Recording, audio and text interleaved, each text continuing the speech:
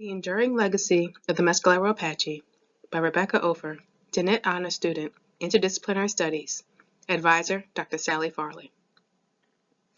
As the original marginalized community, Native Americans have always been on the fringe of mainstream society. For many tribes, this meant forced integration and assimilation, but the Mescalero Apache found a way to resist those external forces and create a new way of life. For my 42nd birthday, to trace my ancestral roots, and to celebrate Native American History Month, I visited the Mescalero Apache Reservation in Mescalero, New Mexico, to gain in-person knowledge of their culture and examine their success through an ethical lens. As prolific hunters and raiders, the Mescalero Apache faced formidable opponents from the Aztecs and Spanish, then the Mexicans, and ultimately the American military. Their fight for self-determination and autonomy over their lands in southeastern New Mexico and southwestern Texas led to numerous conflicts over the past 300-plus years. The Apache and Spaniards fought and took captives from one another, but the Apache took advantage of the Mexican unfamiliarity with their guerrilla tactics to increase their supplies and supplement their hunting and gathering. At the end of the U.S.-Mexican War, the 1848 Treaty of Guadalupe transferred the northern Mexican provinces, including New Mexico, to the United States in return for preventing Indian incursions. Like the British, the United States exercised the policy of treating Indian tribes as sovereign states and eventually established the Bureau of Indian Affairs in 1824. Congress authorized the appointment of a Commissioner of Indian Affairs in 1832, which was then placed under the Department of the Interior in 1849.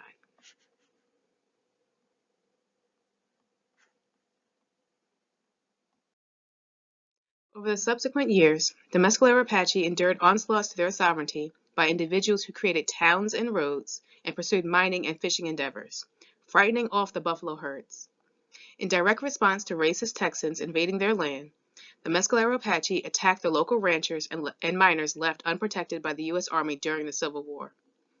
Before becoming vice president, John C. Calhoun asserted that the Mescalero must be actually exterminated, or they must be got rid of in another sense, made over into hard-working farmers who should never frighten or shock the most timid soul again.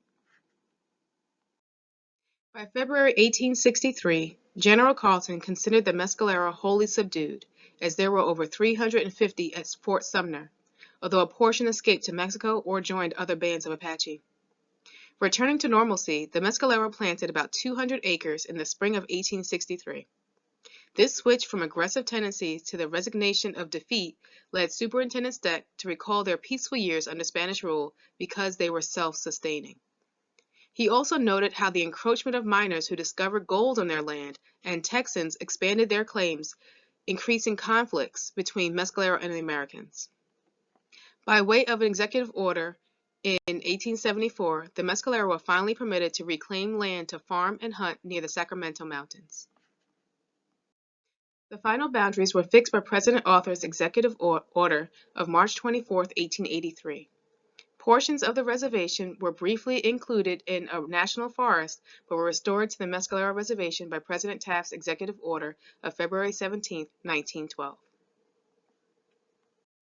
The Chiricahua were brought to the reservation in 1913 from Oklahoma to increase the Mescalero Apache numbers, aiding them in preventing losing land to settlers. The Indian Citizenship Act of 1924 granted American Indians and Alaska Natives full U.S. citizenship and voting rights, and the Indian Reorganization Act of 1934 established modern tribal governments, merging the Mescalero, Lipan, and Chiricahua bands into the Mescalero Apache tribe. Became self-sustaining, prompting the end of federal rations and annuities, except for old or incapacitated persons. As a collectivist society, their success depended on the group's actions. Voluntary and selective isolation benefited this marginalized community more than integration because the group retained its culture. Assimilation and integration did not benefit this vulnerable community because it resulted in relinquishing or diminishing their existing culture. Those who exerted autonomy retained their customs and sense of identity more than those who fully integrated or assimilated. Their ability to benefit from capitalism while remaining autonomous allows continued self-determination. The Mescalero Apache culture was permanently and negatively affected by forced assimilation perpetrated by the American government. Since American society is individualistic, it demands assimilation into the mainstream fabric, absconding cultural traditions and values.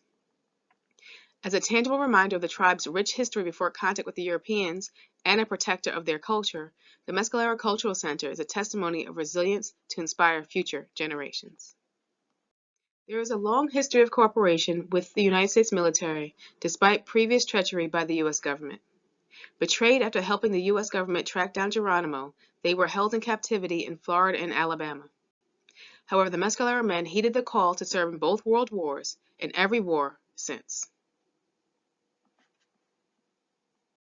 For hundreds of years before the reservation, the Apache were nomadic hunters and warriors in the southwestern states of Texas and Arizona and the Mexican states of Chihuahua and Sonora. They gained victory over Spanish, Mexican, and American settlers because of their expert guerrilla fighters, one of whom was Geronimo. My visit to the Mescalero Apache Reservation during Native American History Month in 2022 revealed how the Mescalero Apache achieved relative success by maintaining their culture, pride, and land. The Inn of the Mountain Gods resort on the reservation contains a casino, museum, hotel, and tourist attractions like zip lining, skiing, and other water sports, maximizing the impact on visitors. This venture into capitalism enabled them to achieve success, maintain autonomy, and monetize their unique geographical position. The Indian Gaming Regulatory Act of 1988 brings money in, combating the disproportionate poverty rate by providing employment, benefits, and community infrastructure despite not being a way to generate individual wealth.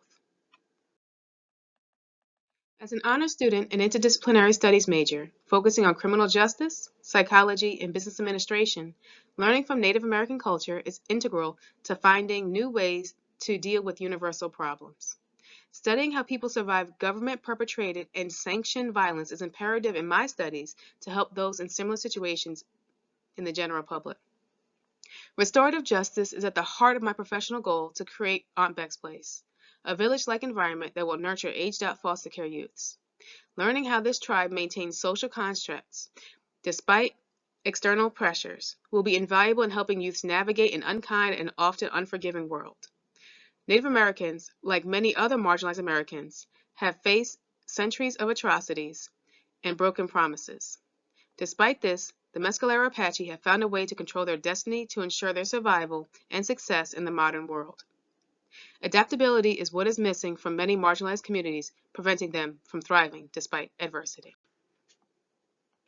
Special thanks to the Mescalero Apache Nation, the Inn of the Mountain Gods, the Mescalero Apache Cultural Center, and Joey for making this possible.